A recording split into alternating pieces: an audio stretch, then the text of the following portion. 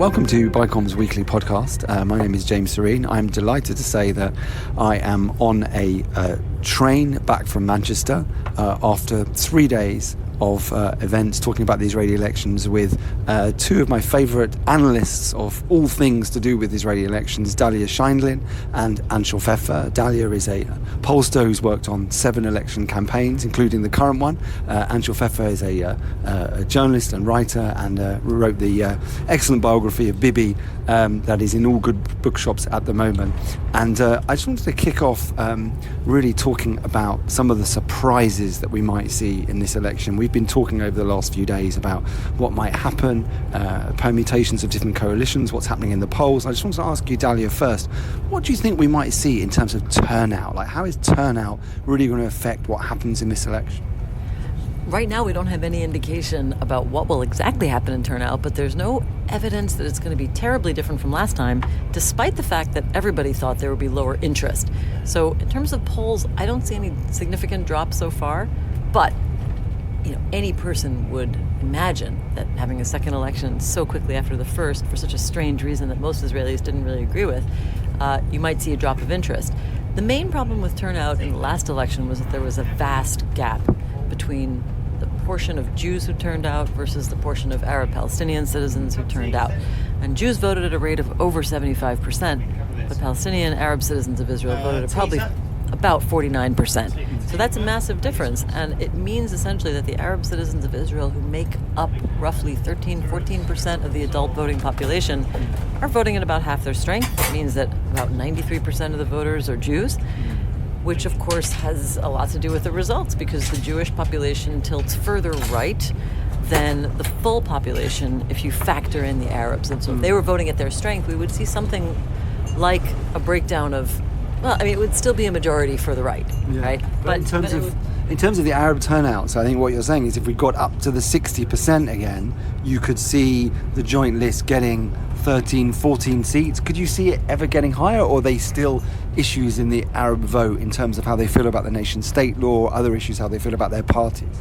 Well, no country and no population has 100% turnout. Yeah. So even if you got up to 60%, you might see maybe 1 or 2 more seats. You're not going to see 7, 15, 16, 17 seats that you might see. Let's see, if there were 13, 14 estimated percent of the voting population who are Arab, most seats you could ever imagine would be maybe 15 or 16 seats. We're not going to see 100% turnout because we never see that anywhere. But you could theoretically look at 13, 14 seats, and that would make a difference because it would change the balance of breakdown of the votes for the rest of the parties as well. Would it completely shift the size of the blocks? Probably not, but it would bring them closer to parity.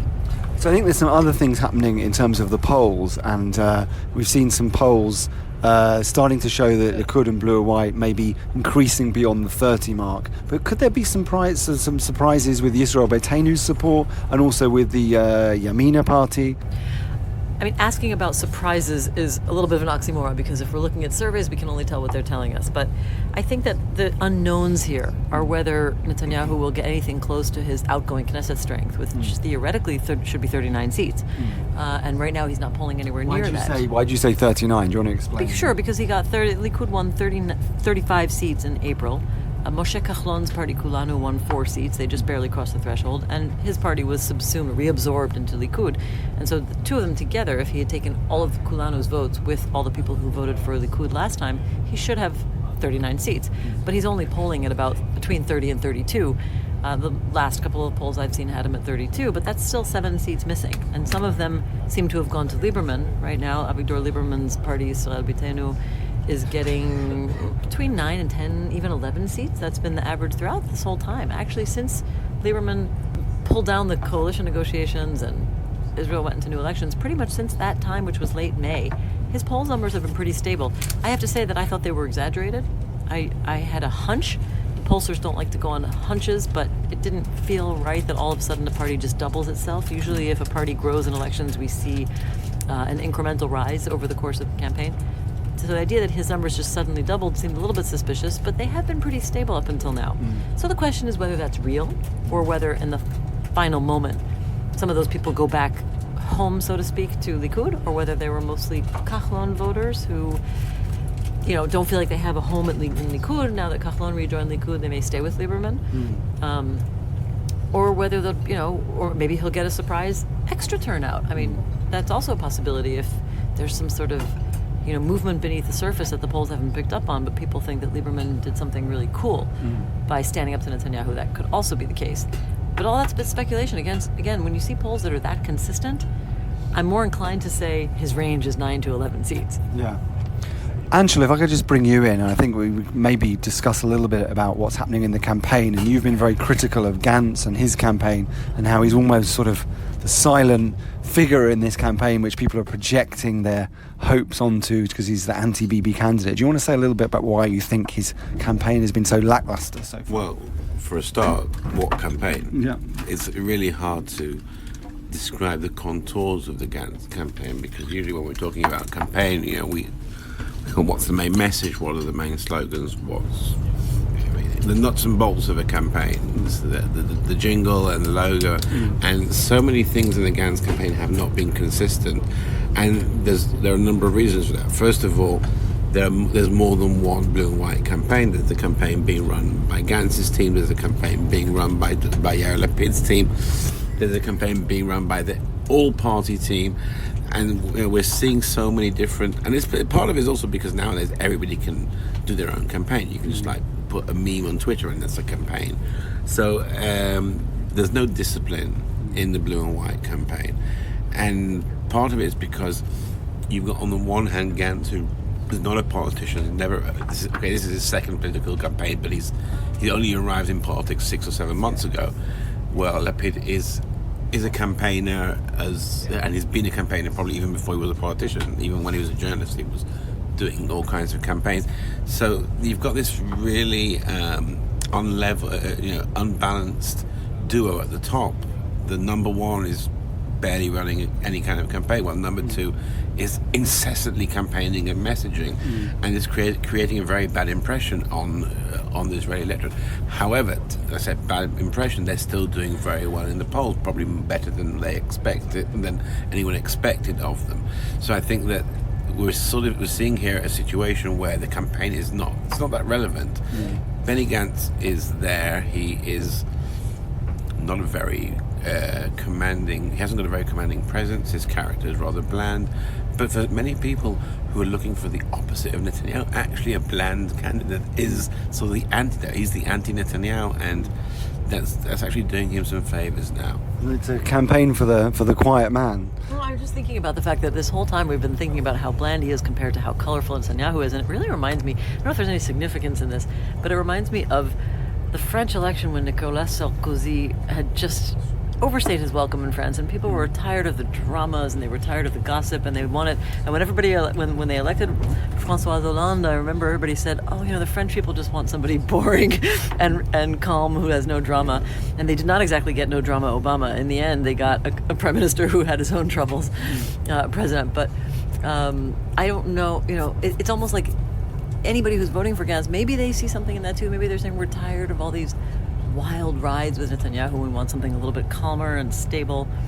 No, I agree with what Dahlia is saying, and from speaking with Gantz's people, at some point they sort of got fed up with trying to make a campaign, and they realised that actually this sort of low-key low-energy campaign is probably what works best for him, and it's working well. It is working well for blue and white right now. The question is where, and this is something else I think Dahlia is more qualified to speak on than I am, but really the question isn't, this was a question in the previous election as well, is where are the votes coming from? Because this is a party which did not exist before 2019, so even one vote is coming from someone else, and since we know where they're coming from, we've seen what happened to Labour and to Meretz in that election. We know they're not coming from the right wing. So whatever we're seeing here is a realignment in the centre left, not a change between the blocs. So once again, you're asking what are the surprises? There aren't that many surprises in this election,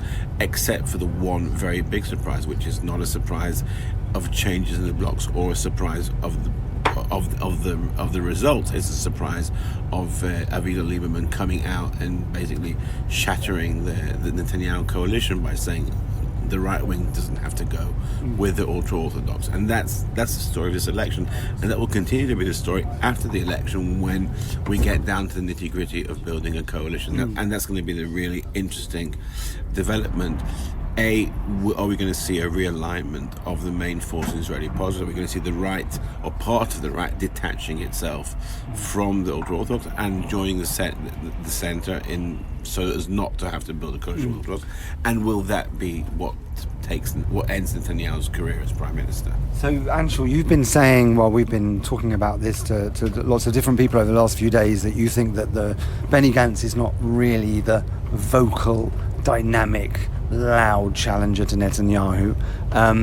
He's kind of the opposition leader by default, but it's Avigdor Lieberman who is actually the one who is now passionately challenging Bibi Netanyahu's place as Prime Minister into the future. Do you want to tell us a bit more about, why you see him as being that challenger, but also what does he want? What's going to be success for him on September the 18th? Well, first of all, there's an irony here in that Netanyahu can't be brought down by one man. He needs two men to take him down, and that's that is testament to his staying power and to his to his mastery as a politician. He needs one guy to take him down, another guy to take his place after that.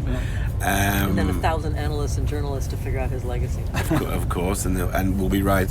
We and our successors will be continue to write his story.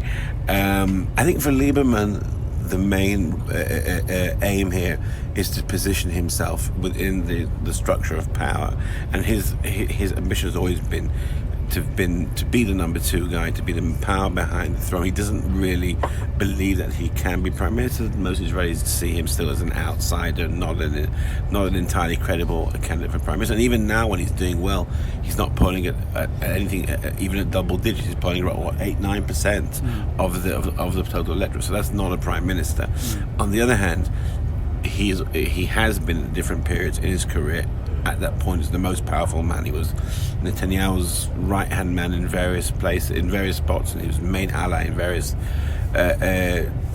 stages of his career. And I think he's realized that stage of career will never return under Netanyahu. Netanyahu is at the point in his trajectory as leader that there's no room there for a number two. The only way Lieberman can be the second most powerful man in Israel is for the most powerful man in Israel to be someone else other than Netanyahu, and that's what he's embarked on the last few months, on ending the Netanyahu era, and he says so quite clearly in closed meetings which he knows will be leaked out. But Lieberman, I think it's interesting to reflect on 2 points. So he's been foreign minister, he's been defence minister, and for whatever reason, whatever might have been offered back in May wasn't enough. So he clearly, along the lines of what you say, he wanted something more. He wanted to make a bigger mark on Israeli politics. But the interesting thing about what he's trying to do is that there's a sense of trial and error. Like in December 2018, he tried to attack Bibi from the security perspective, to say that he was weak on Gaza, and that almost didn't seem to work, and he almost reached a very low base of support. Like he went down to one of the lowest number of seats that he's won for a very long time. Now the polls look like he's potentially doubled that, so he's kind of bouncing back. So he's we'd have to say he's a pretty canny political operator, and he's playing this game pretty well, but also at the same time he really wants to do what he thinks is going to win him support, is to, as you say, drive this big wedge between him and the ultra-Orthodox. So do you see that his minimal requirement is going to be, I am going to build a coalition without the ultra-Orthodox? So is that how we should see September the 18th? The ultra-Orthodox are out? There's a tendency to measure a politician's worth or his power by the position he holds, and very often that's the case. If you're one of the most senior ministers, Minister of Defence, Minister of Finance, Foreign Minister, that means you're a very powerful politician. Lieberman does not always see politics in that way. He's much more of a power player rather than necessarily someone who's holding a big ministry. And there's a precedent there. Lieberman came into the coalition in 2007 when Olmert was in trouble, and he could have asked for many of the major portfolios. He didn't take any portfolio. They actually cobbled together some fake thing called the Ministry for Strategic Affairs. And Lieberman said to Olmert at the time, and Olmert asked him, "Why are you joining my coalition? You're a right winger. We're a centre-left coalition." He said, "I want to be close to where the decisions are being made," and that has always been Lieberman's way. He doesn't necessarily need a title or a big ministry. He wants to be at the very center of power, and that's what he's playing for now. He's not. Netanyahu was willing to give him in April, May during the negotiations anything, any post he could have asked for, but Lieberman just wants to be at the center, and now he understands that he cannot do that if the Prime Minister's name is Benjamin Netanyahu, and that's why, since he still sees a future for himself in politics, and the role he wants is to be the number two or the power behind the throne, whatever you call it, he needs a new Prime Minister to enable that. And in terms of the polling, I was going to ask you, Dahlia, in terms of what the support is for this kind of position, where it's like the ultra-Orthodox are out, and we don't want them sort of dictating Jewish law in the public sphere, and the sort of sense of inequity around service in the army. How popular is that? What percentage of people support that? Well, there's no question that a majority of Israelis support some version of a more secularized public space, and that's something that certainly covers the left. It covers the vast majority of the center, and even portions of the right. And that's primarily because, I'm not saying on this particular issue, but in general, when you talk about looking at issues that would define a more secular public space and a restraint of the influence of religion and Jewish law in Israeli life, especially in family law and on Shabbat, those are the two main issues, I think, and education, actually, I should add. It's coming down to what kind of activity is open and available on Shabbat, family law, and education, and to what extent religion plays a role in that. And the limitation of religious influence on those spheres is supported by, again, the full majority of the left and a large majority of the center, but also a portion of the right. The reason it's supported by a portion of the right is because some of them are secular. Now, Lieberman knows his constituency, his base, very well. He knows that the former Soviet immigrants who are his primary supporters are essentially right-wing, nationalist, and secular, and take their secularism very seriously. So that's part of the reason why there's support for that on the right. There is some portion, it's a little bit hard to estimate, it's not a huge portion, but there are right-wingers who are neither former Soviet immigrants who are secular and right-wing, but they are right-wing. In other words, they're native-born Israelis, but they are right-wing and secular. And this is an old-style Likudnik, who were hawkish on security, maybe really traditional revisionist Zionists, but see themselves as committed to democratic principles, and including among those secular state institutions. So he's hoping, I think, honestly, we're all trying to psychoanalyze our politicians lately, because we try to discern, why are they doing this, why are they doing that? I think Lieberman's goals are certainly big. In a way, he gives meaning to the term leverage. He takes a small number of voters and tries to leverage it into the biggest amount of impact that he can have.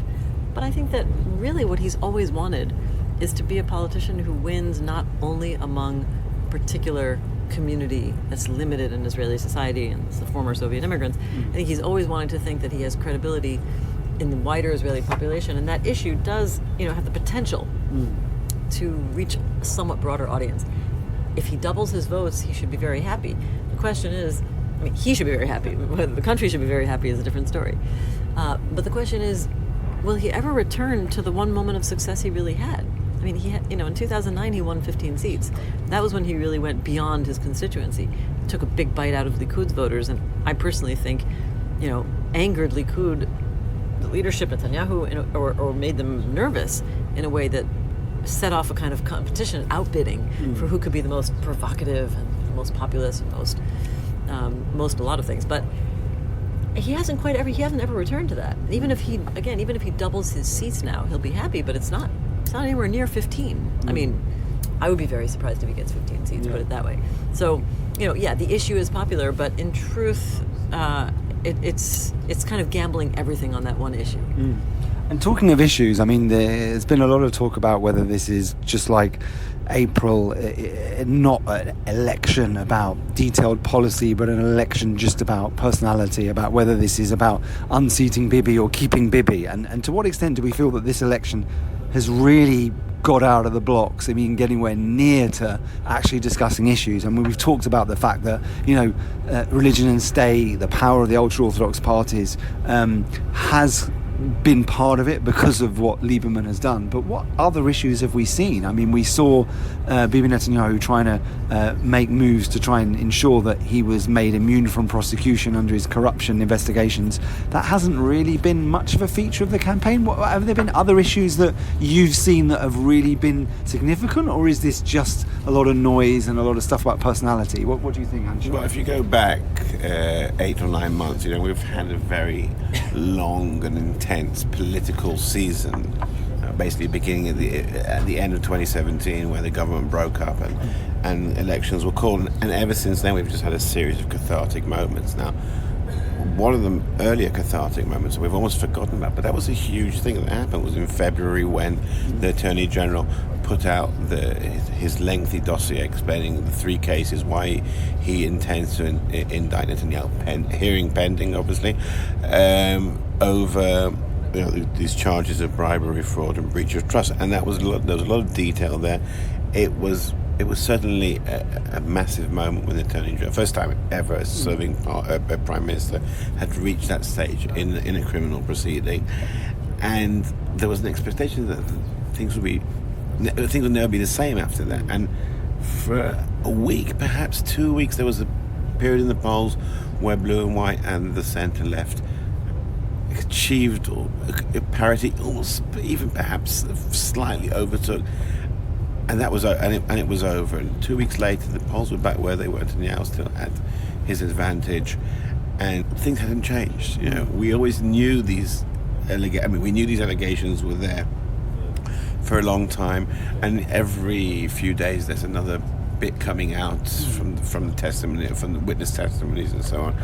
And what we're seeing is that it's all reached saturation level. Even those who don't like Netanyahu can't, besides a few mad people like me, who for us it's our bread and butter.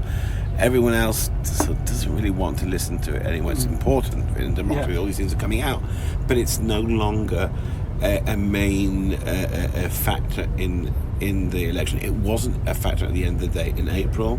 Certainly it isn't now. And if you're a campaign manager of an opposition party, you think, okay, I have a certain amount of resources, not just financial, but of the attention span of the public. How much time can I actually hammer messages away? Am I going to waste this on more and more details of Netanyahu's alleged corruption, or am I going to try and find a more, I won't say friendly, but a more a message which actually comes over and doesn't make people shut down? And most people, unless they're wonks of this issue, sort of shut down now when they hear more details of Netanyahu corruption. So that's sort of disappeared from the campaign because it's just not effective as a message. Yeah, I mean, I think that in a certain way, it's almost like there aren't very many issues on the agenda that make Israelis excited, optimistic, hopeful. And Benny Gantz kind of represented that in April because he offered the hope of replacing Netanyahu, which for many people, I think that it's important to say that Netanyahu isn't just a matter of whether people love him or hate him in a shallow kind of way. He actually represents certain things that are substantive and represent issues in Israeli society. So when you say are issues on the agenda, or is it just Netanyahu, it may be expressed in terms of whether people want Netanyahu to continue being prime minister or not. But I think that actually has come to stand for, people who support Netanyahu because they believe he is, smart on the economy, great in foreign relations, uncompromising to the Palestinians, and somehow finagling, relationships with the Arab countries, which is all good. And those people support him for that reason. And they think that all the cases against him are kind of a distraction, maybe a little bit of persecution. And on the other side, people who want him out resent what he stands for, not just him. They don't hate him personally. I think there's too much assumption that if people want to get rid of Netanyahu, it's because they have some sort of, inborn kind of hatred of him. And I don't really buy it. I think that when people dislike Netanyahu, is they don't like his political style in terms of his rhetoric, which they find insulting, offensive to different populations. They don't like his governing style, which they find too consolidating, proto-authoritarian, dismissive of democratic norms. And they don't like his policy of status quo in the conflict, which is essentially de facto expansion of Israel's presence in the West Bank. They don't like his foreign policy because it involves consorting with authoritarian and dictatorial kind of despots around the world. And they don't like even his economic achievements, because it's all macroeconomic growth at the expense of anything like a more equal society in Israel. So we should pay attention to that, because people may not articulate all those things all the time, but they are somewhere in the back of people's minds, and sometimes in the front of people's minds. Of course, the parties have tried to put religion and state on the agenda again. It does feel a little bit lackluster. It doesn't really feel like people are, I remember 1999 when people were jumping around in the streets and bars going Nash control, and it was all about, okay, that was particularly the Russian community saying we're going to take back control over the interior ministry, but it was a symbol of how Israeli society was angry about religious coercion at the time. Nowadays we're talking about it, Lieberman's trying to make it his issue.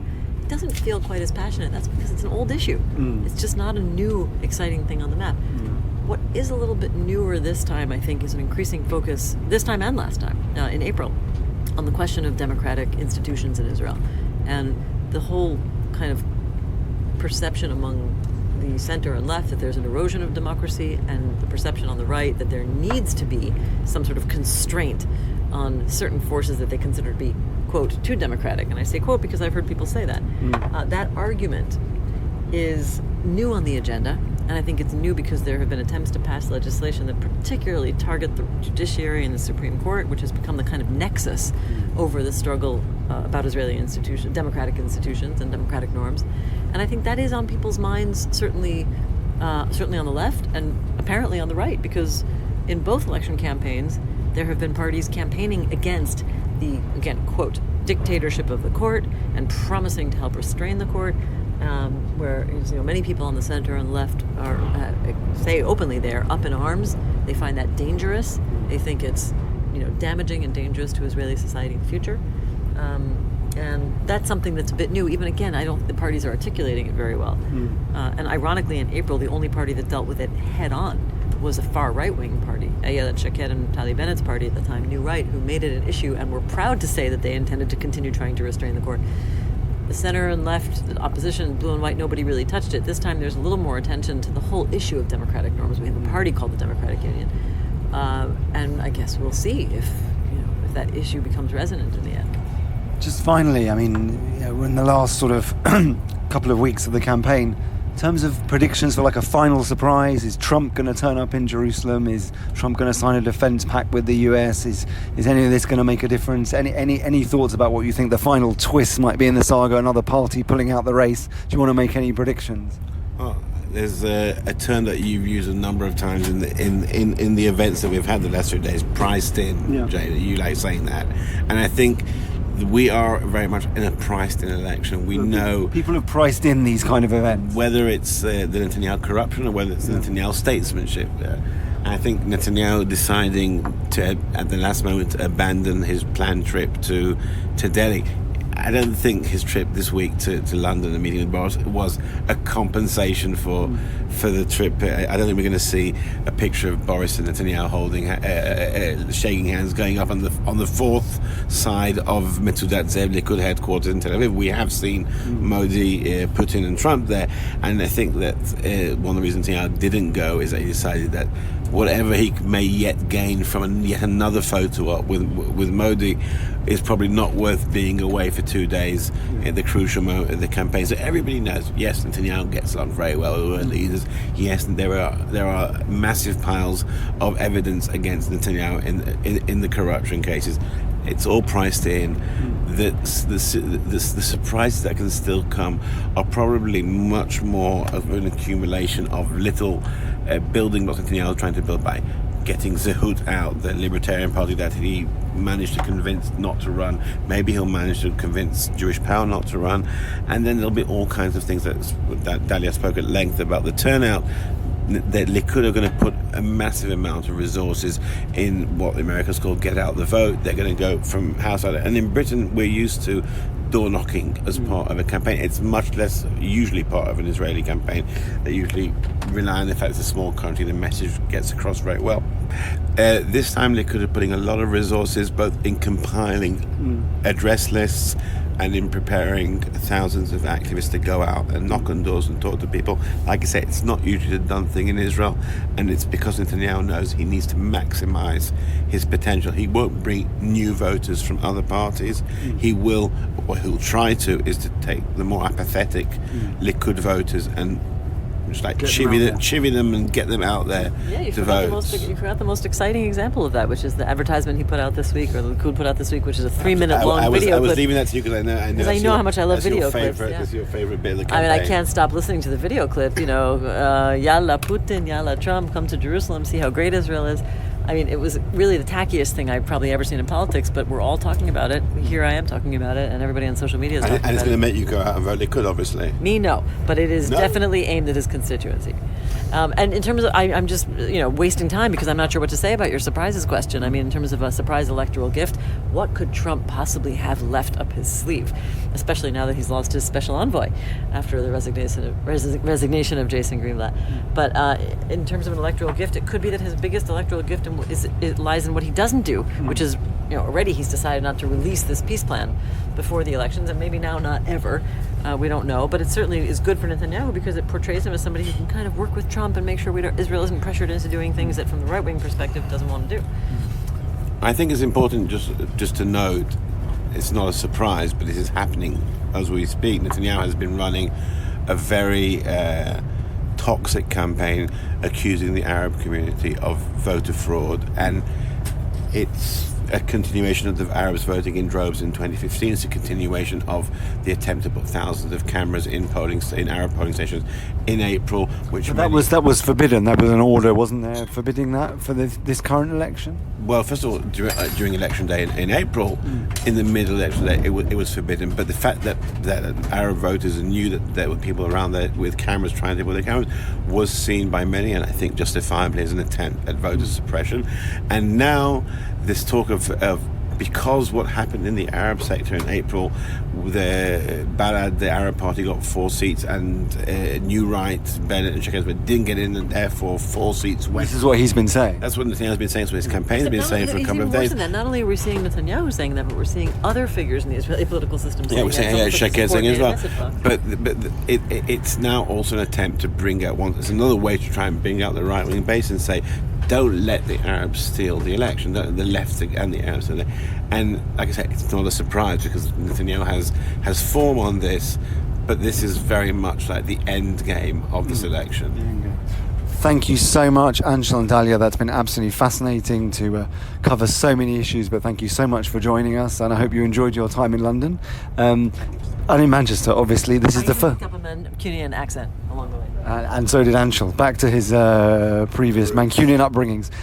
This is the first time we've ever recorded a podcast on a train. Apologies if there was some ambient noise in the background from fellow passengers and from the staff on the train and the announcements. But thank you for listening, and see us next week. Bye-bye.